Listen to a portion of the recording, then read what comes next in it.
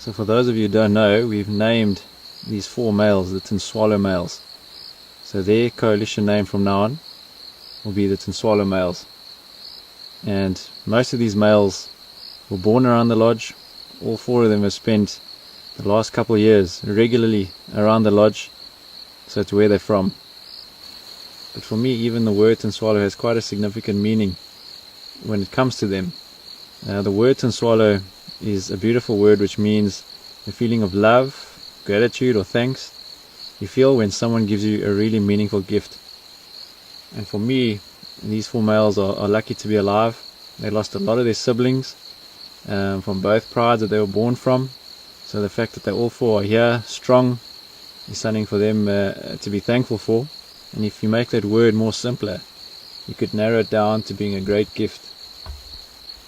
And the greatest gift of all might be that these 4 have managed to land up in a territory which the Orpin males no longer and can no longer occupy.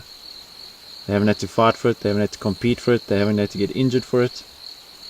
So they've literally taken the easy route and just walked in here, and like we say, might have got the greatest gift, a great chance for them to start out as a young up and coming coalition.